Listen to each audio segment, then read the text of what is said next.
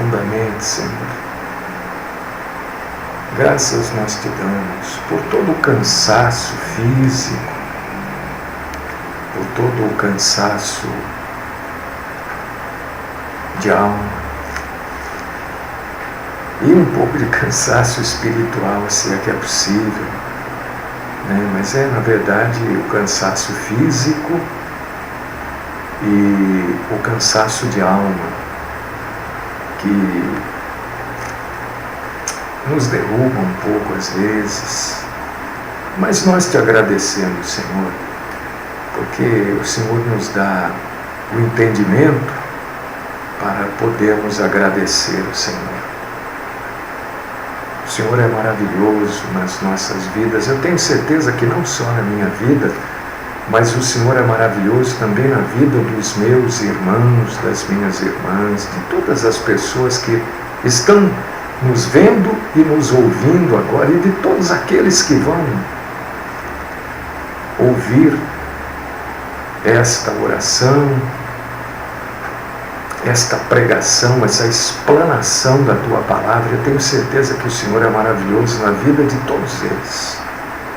Algumas pessoas reconhecem mais rápido, outros demoram um pouco mais, mas todos um dia reconhecerão. E a nossa batalha aqui, o nosso trabalho aqui, Senhor, o Senhor bem o sabe, é para que não reconheçam depois que não adiantar mais nada. Aí, o que adianta reconhecer depois da morte? Né? Aí não tem mais jeito. Tem que ser em vida. Por causa disso que nós todos os dias, 2 vezes ao dia, proclamamos o Evangelho. Às vezes nos envolvemos, Senhor, em polêmicas. Às vezes nos envolvemos em até discussões, mas sempre com o objetivo de pregar e proclamar o Evangelho. As nossas polêmicas e discussões que acabamos nos envolvendo são sempre contra toda mentira, toda falsidade, toda teologia fraca, anêmica, toda doutrina de homens, porque nós aqui pregamos a Bíblia. E assim deveria ser em todos os lugares, mas nós sabemos que não o é. E o Senhor esclarece isso para nós na Bíblia Sagrada, dizendo que quanto mais perto do dia, mais os homens seriam falsos, levianos. E a gente vê isso tudo acontecendo. Pedimos ao Pai que nesta tarde o Senhor mais uma vez use da sua graça, da sua compaixão, da sua misericórdia e fale conosco. Abra, Senhor, nós pedimos o nosso entendimento para que juntos, eu, os meus irmãos e irmãs, possamos crescer na graça e no conhecimento do Senhor. Esta é a minha oração, no nome do nosso Senhor Jesus Cristo. Amém.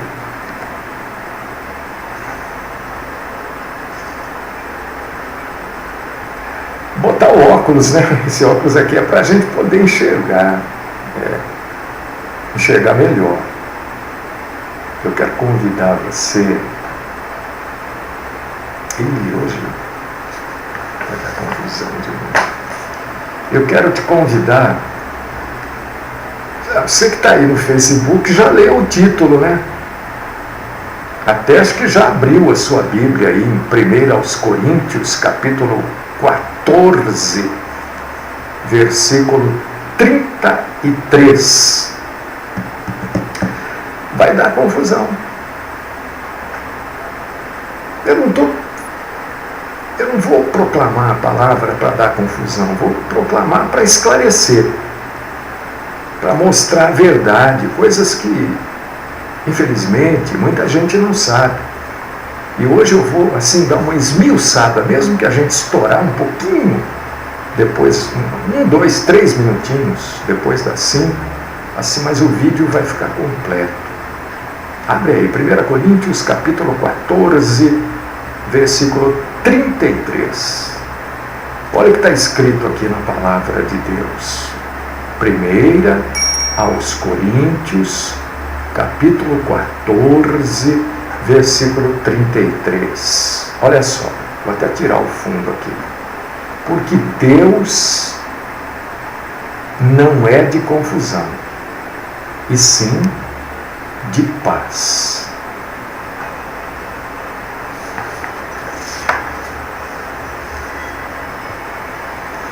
Bom, meus irmãos, minhas irmãs, e vocês que estão acompanhando, vão acompanhar um dia desse aí, hoje em dia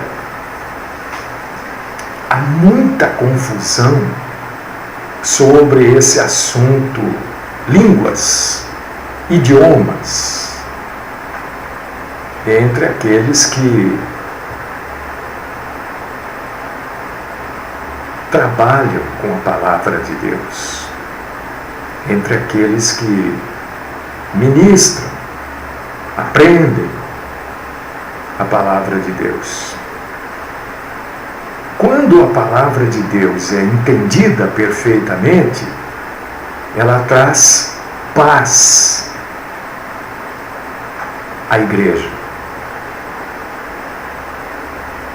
E nunca confusão.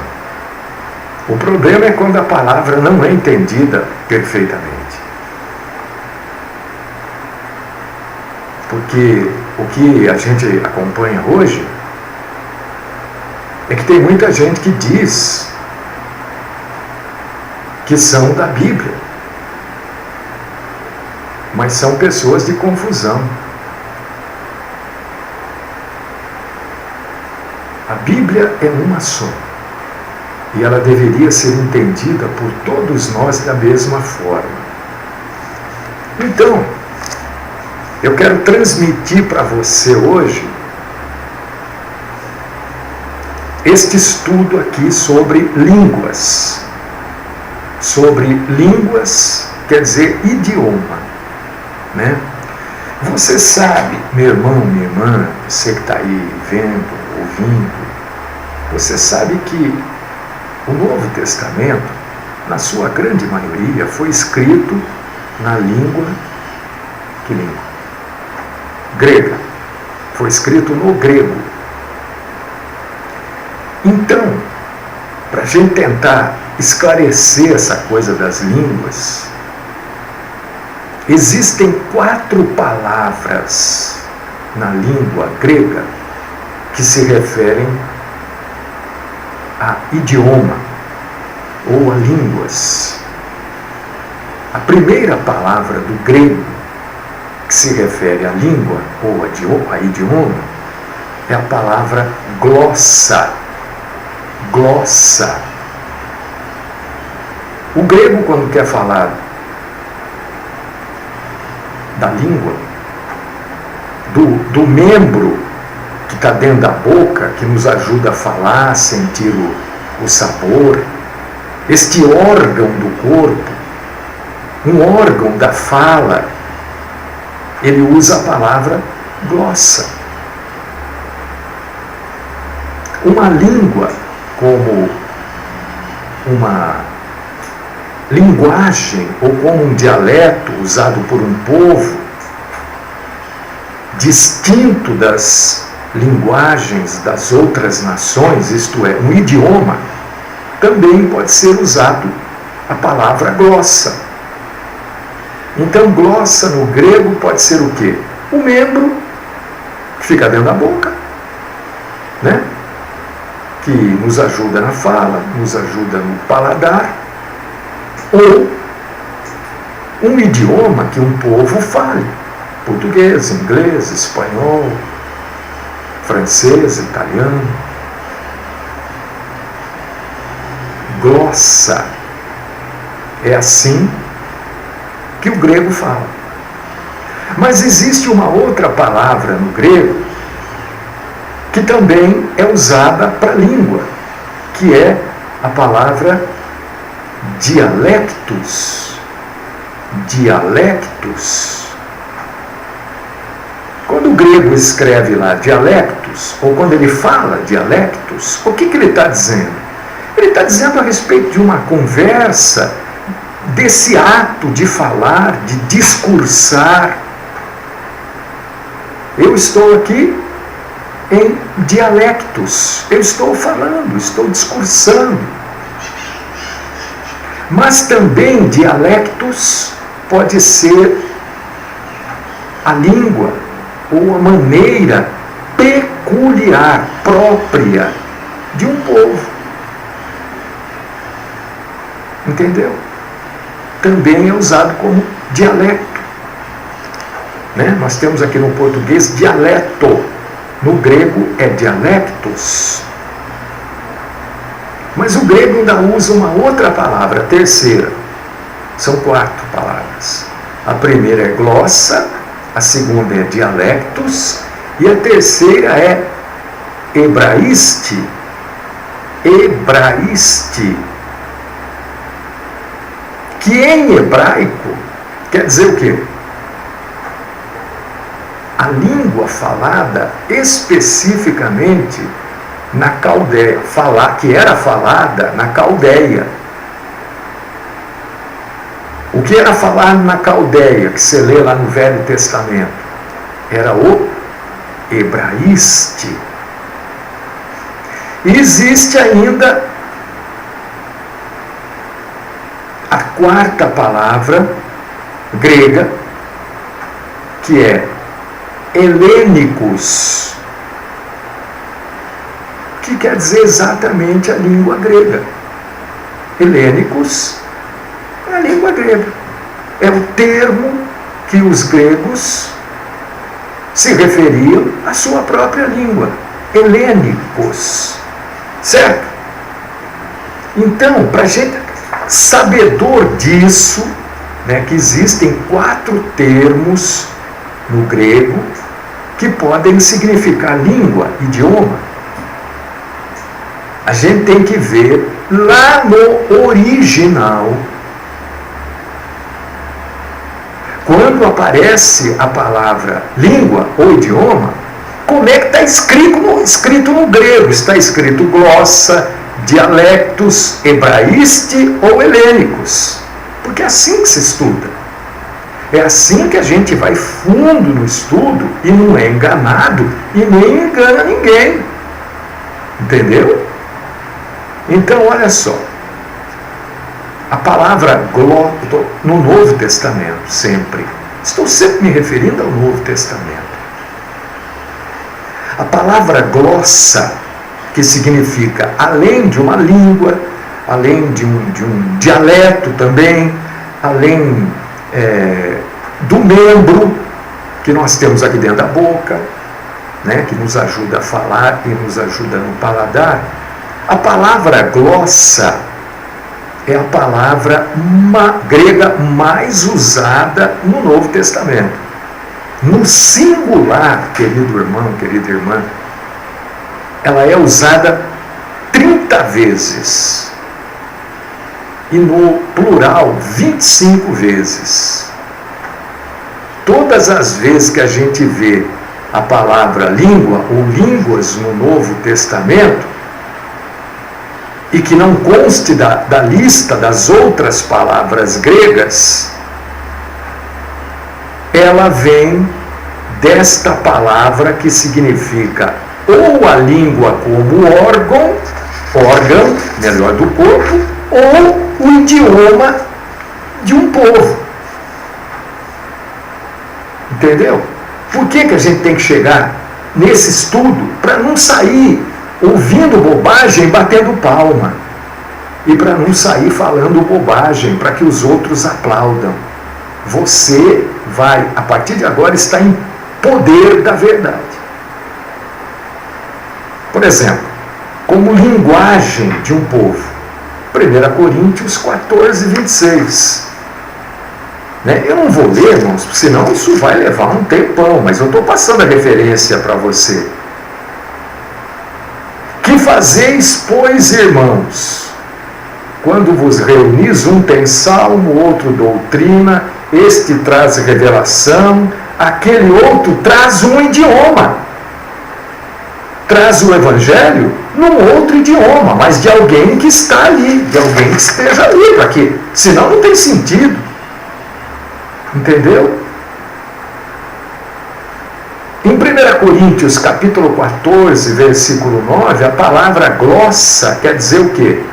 Falar simplesmente, é o ato de falar. Em 1 João capítulo 3, versículo 18, 1 João capítulo 3, versículo 18, a palavra glossa quer dizer o quê? O órgão. É aqui.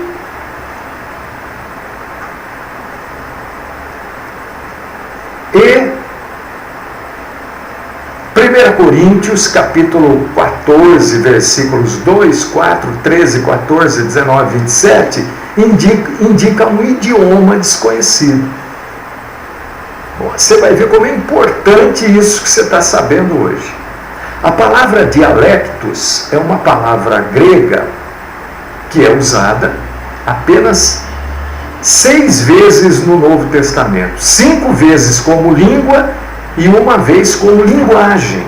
Como língua, ela é usada em Atos, capítulo 1, versículo 19, capítulo 2, versículo 8, capítulo 21, versículo 40, capítulo 26, versículo 14, capítulo 22, versículo 2. Como linguagem, dialectos é usado apenas uma vez no Novo Testamento, Atos 2:6.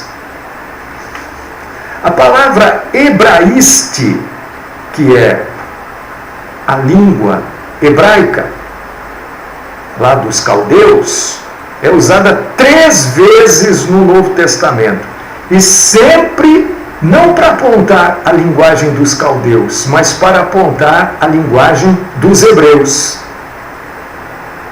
1 João, capítulo 5, versículo 2, Apocalipse, capítulo 9, versículo 11, e Apocalipse 16, perdão. João 5, 2, Apocalipse 9, 11 e Apocalipse 16, 16, perdão. Apocalipse 16. A palavra helênicos é usada só 2 vezes no Novo Testamento e sempre para apontar a linguagem grega. Gregas, lá em Lucas, capítulo 23, versículo 38. Em grego, Apocalipse 9, 11. Então, para a gente ter certeza das coisas que a gente fala, para combater estas heresias que campeia para dentro das igrejas, das pessoas dizendo que falam em outras línguas, em outros idiomas, e nem sabem o que estão falando.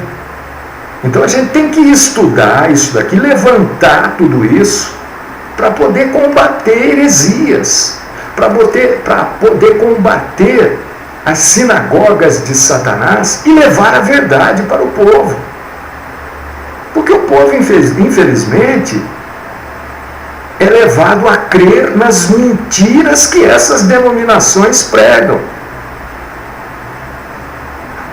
Então a gente precisa, primeiro, fazer um exame da palavra usada no Novo Testamento, e a maneira que ela é usada ali determina como a doutrina é baseada nela. No nosso caso aqui são línguas, ou língua. Ela não é usada, a palavra língua ou línguas não é usada com referência à igreja na Bíblia. Mas a gente pode aprender muito hoje, mas muito. A gente pode crescer juntos hoje na graça e no conhecimento do Senhor. Veja bem, O falar em línguas é usado em 3 ocasiões no Novo Testamento. 3. Primeiro, a entrega do Espírito Santo, prometida pelo nosso Senhor Jesus Cristo, no dia da festa de Pentecostes, que está lá em Atos, capítulo 2, versículo 4. E aqui, eu quero convidar você para abrir sua Bíblia em Atos, capítulo 2, versículo 4. Você vê como é importante estudar a Bíblia. O que, infelizmente, poucas pessoas fazem. Atos 2, 4. Vamos ler junto?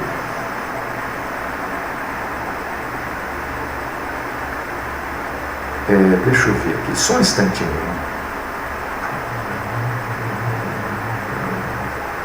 Aqui.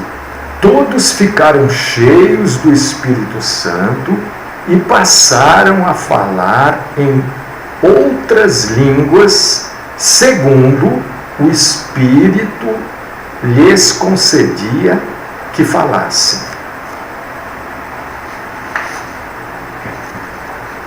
Está dizendo aqui que este dom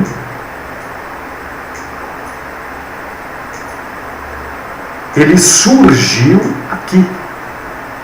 Por quê? Existiam ali 16 nacionalidades diferentes, com 16 línguas, 16 idiomas diferentes. E todos que estavam ali conseguiram ouvir e entender no seu idioma a respeito das grandezas de Deus. Atos 2, 4. A entrega do Espírito Santo na festa de Pentecostes. A segunda vez que o dom de línguas aparece na Bíblia é quando o Evangelho é levado aos gentios na casa de Cornélio. Você pode ler aí, Atos capítulo 10, versículos 44 ao 48. Cornélio era de que nacionalidade? Cornélio era romano. Ele tinha lá dentro da casa dele, além dos romanos que falavam que língua? O latim. Ele tinha escravos ali que falavam outras línguas. Ali também o Senhor concedeu o dom de línguas. E a terceira vez que o dom de línguas é apresentado na Bíblia é em Atos capítulo 19, versículos do 1 ao 7. Os 12 discípulos lá em Éfeso, quando foram batizados lá. Atos capítulo 19, versículos do 1 ao 7. Ei, pastor, mas não é só essas 3 vezes, não, tem outras vezes. Calma, eu já vou te explicar por que não contamos aqui 1 Coríntios. Porque a gente não tem certeza se as línguas foram praticadas ali. Então, quando a gente não tem certeza, a gente não pode afirmar nem que sim e nem que não. Por que a gente não tem certeza? Ah, pastor, eu tenho certeza. Não, não tem como você ter certeza. Pois a palavra que se usa ali em 1 Coríntios, capítulo 14, versículo 6, versículo 14, 23, pois a palavra se é condicional. Não tem como a gente afirmar que ali aconteceu o dom de línguas. Pode ser que sim e pode ser que não. Então, é preferível não contar. Em 1 Coríntios, capítulo 13, versículo 1, tem o termo ainda que. Este termo também, usado antes da palavra língua, para mostrar uma suposição de uso ou não da língua. Então a gente não pode afirmar. Precisa ser lido com... A Bíblia tem que ser lida com responsabilidade. Com responsabilidade. Não só com responsabilidade, mas com responsabilidade, com temor e com tremor do Senhor. Responsabilidade, temor e tremor do Senhor. Muito bem. O falar em línguas, eu trouxe as partes claras da Bíblia que indicam o falatório em outros idiomas.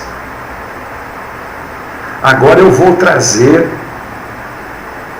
grandes acontecimentos bíblicos, sempre no Novo Testamento, viu, irmão? Sempre. Que não teve a ação do dom de línguas. Por exemplo, na conversão de Paulo, houve o dom de línguas? Atos capítulo 9, versículos do 1 ao 9? Não.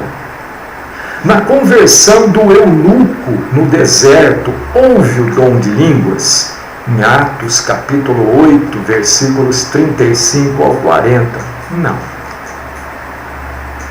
Naqueles acontecimentos espetaculares de avivamento, em Atos capítulo 4, versículos 31 ao 37, houve o dom de línguas? Não. Na morte de Estevão, Atos capítulo 7, versículos 54 ao 60, houve o dom dos idiomas? Não. Quando Paulo recuperou a sua vista, lá em Atos, porque Paulo, na sua conversão, fica cego, e ele é mandado na rua direita procurar uma determinada pessoa. Atos capítulo 9, versículos 17 ao 20, quando Paulo recupera a visão, houve a manifestação do dom de idiomas? Não. Nos recebimentos de visões de Atos, capítulo 16, versículos do 9 ao 13, houve manifestação do dom de idiomas? Não. Na consagração dos diáconos nas atividades da igreja agora. Atividades da igreja. Consagração dos diáconos. Atos capítulo 6, versículos do 1 ao 7. Houve manifestação do dom de línguas? Não. Na consagração dos anciãos, que pode-se entender no contexto bíblico, né, como pastor, mestre, bispo, houve Atos 14, do 21 ao 23, houve manifestação dos dons de línguas ou de idiomas? Não. Na chamada dos missionários, em Atos capítulo 13, versículos do 1 ao 4, houve o dom de línguas? Não. Eu estou dando a passagem, estou perguntando, estou respondendo, mas você pode ler aí. É só você ler. No crescimento da igreja, em Atos capítulo 16, versículo 4 e 5, capítulo 19, versículos do 13 ao 20, houve a manifestação e o dom de línguas ou idiomas? Não. Quando o carcereiro se converte, lá em Atos capítulo 16, versículos do 25 ao 31, alguém se manifestou falando em outra língua? Não. Na ceia do Senhor, que eu ministrei hoje de manhã, houve manifestação deste dom. Mateus 26, versículos 26 ao 29. Não. Se você for uma pessoa que gosta de aprender e compara, checa, confronta aquilo que eu falo com a Bíblia, e é isso que você deve fazer, pegar tudo que eu falo.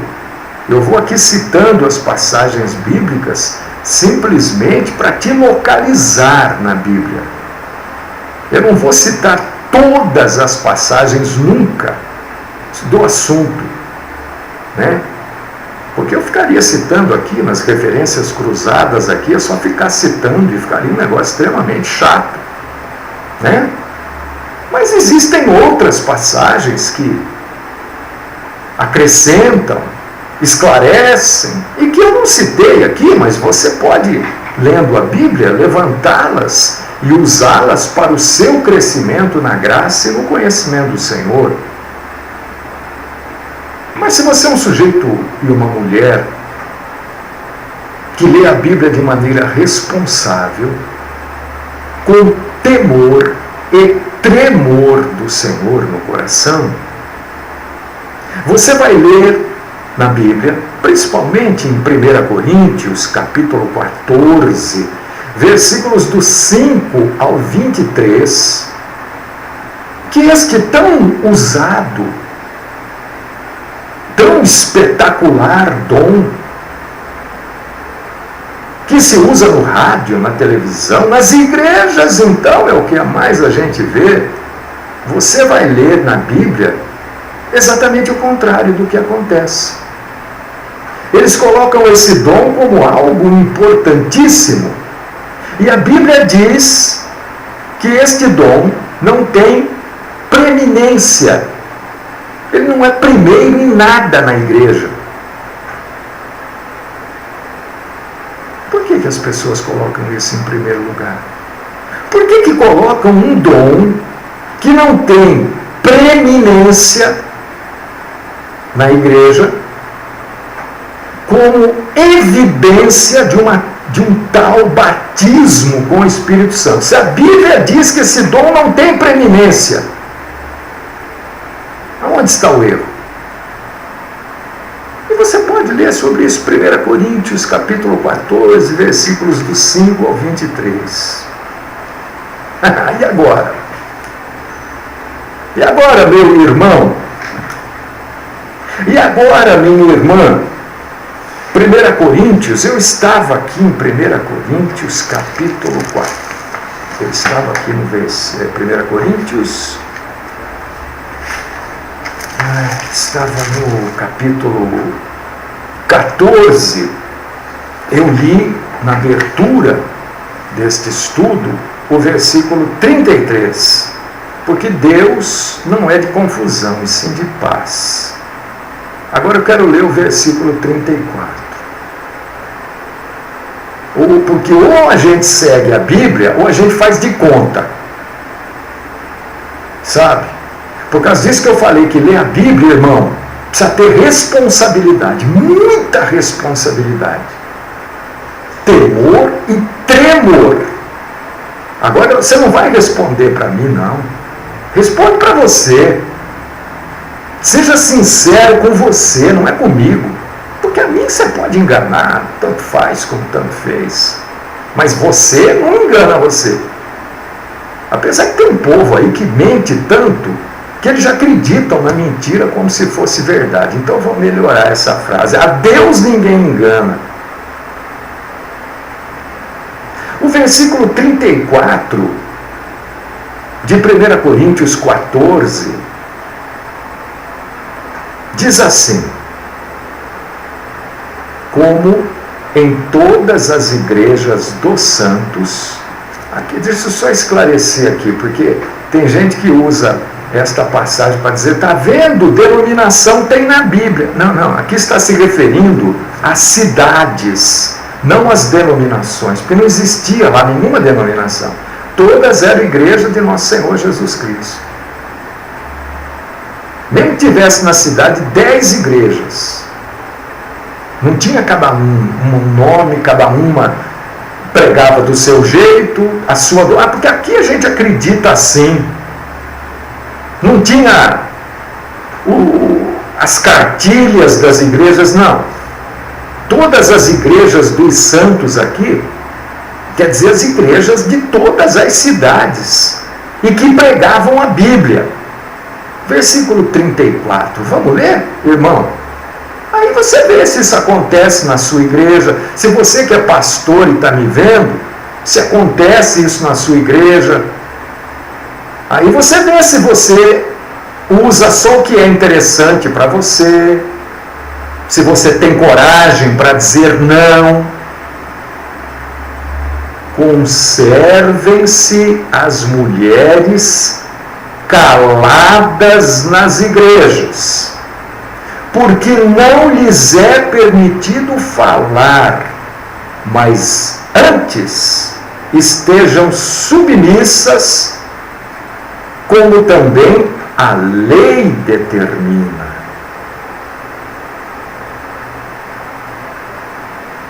E agora?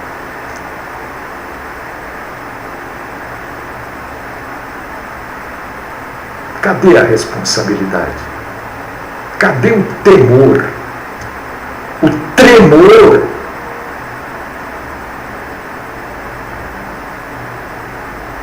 de desautorizar o que a Bíblia diz. Na sua Bíblia está diferente? Está dizendo que as mulheres podem usar o dom de línguas? Que as mulheres podem pregar?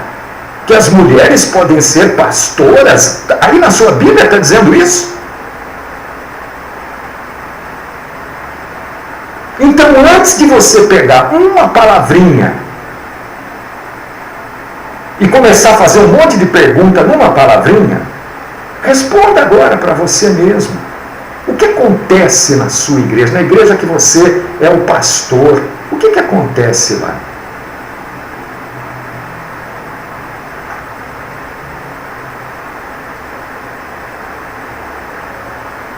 Na sua igreja aí, meu irmão, tem pastora, tem mulher que prega, tem mulher que se declara possuidora do dom de línguas e fica profetizando. Tem? Mas então você está contra a Bíblia. O que você está me questionando então? Você que está aí me ouvindo é pastora? Não, as pastoras já desligaram, né? Já pediram para... Olha, vocês não ouçam lá, viu? Porque ele é contra as mulheres. Não, eu estou papagaiando aquilo que está escrito na Bíblia aqui. Papagaiando. Porque eu não tenho vergonha de ser papagaio de Deus. O papagaio repete aquilo que ele aprende, eu também. Repito aquilo que está na Bíblia. Conservem-se as mulheres caladas nas igrejas, porque não lhes é permitido falar. E agora? Cadê a responsabilidade?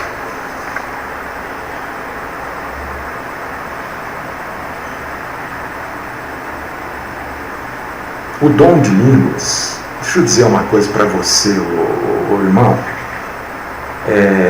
irmã, deixa eu explicar uma coisa para você que eu já expliquei várias vezes. O dom de línguas, entenda, né? Porque tem gente que a gente explica e não entende. Mas não tem problema, né? Quem se propõe a explicar tem que ter essa paciência. O dom de línguas é dom. Aquilo que você aprende não é dom, é talento. Primeira coisa, você tem que saber distinguir uma palavra da outra. Dom é uma coisa, talento é outra. Dom é aquilo que Deus nos dá. E talento é aquilo que você aprende, você tem facilidade para aprender. Então você tem facilidade para tocar violino. Você tem talento para o violino. Você tem facilidade para jogar bola, você tem talento para a bola, viu, meu irmão? Então não é ir na escola de línguas e aprender. Isso é talento, não é dom. Primeiro você tem que saber a diferença entre uma coisa e outra. Como você não sabe, eu estou lhe orientando. Talento a gente aprende e dom Deus dá. Agora eu vou fazer uma pergunta para você, minha irmã e meu irmão. Qual a língua, qual o idioma que é falado na sua igreja? E me mostra uma só pessoa que só fale esse idioma na sua igreja. Ele não fala português, não fala espanhol, ele só fala este idioma aí que as pessoas falam aí e dizem que é dom. Vamos lá, estou esperando você.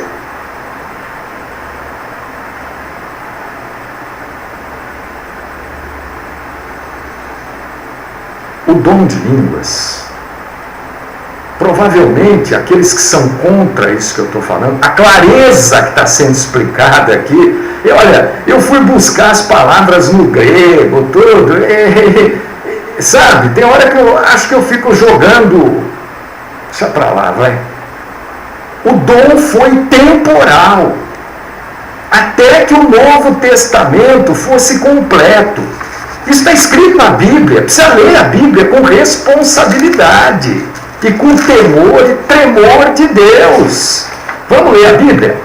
Eu falei o quê? Acabei de falar que o dom, os dons, com exceção dos dons ministeriais, esses perduram até hoje, claro, porque ministerial são dons para a igreja. Os dons extraordinários, eles foram vigentes até que a Bíblia fosse terminada, fosse concluída. Vamos ler a Bíblia? Com responsabilidade, com temor a Deus e tremor daquilo que eu estou falando, aquilo que eu estou falando tem que ser verdade. 1 Coríntios, capítulo 13, versículo 8. O que está escrito aí na sua Bíblia? O amor jamais acaba. Mas havendo profecias, desaparecerão. Havendo línguas, cessarão. Havendo ciência, passará. Agora eu sei que você está aí, mas é a ciência. Vai estudar, meu irmão. Para de querer tudo beijadinho na sua mão. A sua pergunta eu acabei de responder. Apesar de hoje não ser programação de perguntas e respostas, é amanhã cedo. E não vai aqui nenhuma arrogância, não. É que são perguntas tão mal formuladas, de pessoas que não leem a Bíblia, né? O amor jamais acaba. Jamais, nunca. Agora, profecia. O pessoal vive profetizando aí. Vão profetizar. Vão profetizar. Mas está dizendo que a profecia acaba. Desaparece. A Bíblia está pronta. Havendo línguas, cessarão. A Bíblia está pronta. Não tem mais por que língua. Porque a língua era para que o Evangelho fosse levado para pessoas que não falassem nem o grego, nem o latim e nem o hebraico, meu irmão. Por que houve o dom de línguas lá em Atos 2, na festa de Pentecostes? Porque tinham 16 nacionalidades elencadas na Bíblia. Pessoas que não falavam, podiam entender uma coisa ou outra, mas não iam entender a pregação sobre Jesus Cristo, a vida, a obra e a salvação. Então eles ouviram as suas próprias línguas. Ora, só não entende isso quem realmente não quer. Quem quer viver na escuridão da ignorância. Cessarão, já cessou. A Bíblia está pronta, meu irmão. A Bíblia está pronta. Não pode acrescentar e nem tirar mais nada dela. Segundo ela mesma, nos relata e nos adverte em Apocalipse capítulo 22, versículos 18 e 19. As pessoas querem repetir o Pentecostes do jeito que os católicos fazem com a missa, que é o sacrifício renovado de Cristo. Eles querem repetir o Pentecostes a cada reunião deles. Ora, por que vocês não repetem então os trovões e os relâmpagos que aconteceram no Monte Sinai, quando Moisés recebeu a lei, como está lá em Êxodo 19:16? Repitam, porque vocês vivem falando, o chão vai tremer nada, se tremer, cai tudo, desaba tudo. Por que vocês, eu vou vir para cá mais perto, por que vocês não repetem o Pentecostes de Atos 2, de 1 a 8? Repitam!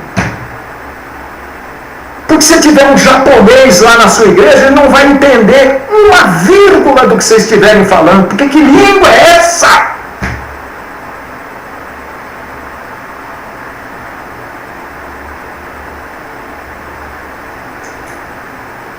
Que língua, irmão? Que língua é essa, irmão? Pentecostes tinha língua. Tinha idioma lá em Pentecostes, era essa língua, era aquela língua, era dos caldeus, era dos medos, é a língua que é falada aí, que a irmã prega aí. Que língua é essa? É simples, a minha pergunta é tão simples, é só você responder. Você que diz que tem o dom de língua, que língua é essa que você fala? Por favor, né? Não carimbe o seu atestado de quem não lê Bíblia, dizendo assim, é a língua dos anjos. Porque aí você é obrigado a perguntar para você, quando um anjo se apresentou a alguém e não falou a língua daquela pessoa a quem ele se apresentou? A língua dos anjos que Paulo usou, obviamente é o sentido figurado, do mesmo jeito que Jesus diz, eu sou o caminho. Você anda por sobre Jesus? Não. Quando Jesus falou, vocês são o sal da terra. Não, você não é sal. É uma maneira de você entender. A língua dos anjos é a mesma coisa.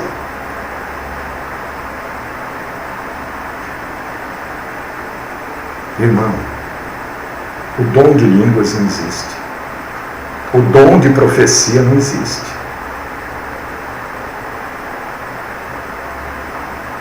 Não existe. E se você conseguir entender isso vivo, maravilha. Se você não entender isso vivo, pior para você. Porque você não sabe o que você está falando. Você não sabe se você está engrandecendo Deus ou se você está adorando a Satã nas coisas que você fala. Eu nunca concordo quando alguém fica com essa balela de dom de línguas do meu lado. Eu não sei o que o sujeito está falando. Principalmente quando é uma mulher, a quem eu respeito as mulheres, mas eu respeito mais a Bíblia, sabe? E a Bíblia diz, pelo menos aqui na minha, né? Não sei, na de vocês aí, mas a minha diz que as mulheres devem ficar caladas. Você pode me dar o adjetivo que você quiser. Você pode zombar do jeito que você quiser. A ignorância, meu irmão, não é minha. Que eu estou tentando de todas as formas e maneiras, minha irmã, levar para você a verdade bíblica. Tirar você do lamaçal, do lodo teológico e doutrinário que você se encontra. Agora, se é melhor, mais fácil, mais cômodo para você zombar, me dar adjetivos, fique à vontade. O seu sangue não será cobrado de mim, não.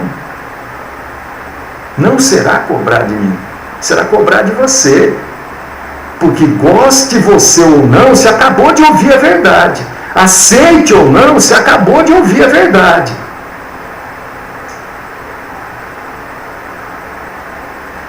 Entenda. A Bíblia está pronta. O Senhor não tem mais nada a acrescentar à Bíblia Sagrada. Tudo que Ele queria falar com a gente já falou, está aqui. Você quer ouvir Deus falando? Quer? Abra a sua Bíblia e leia.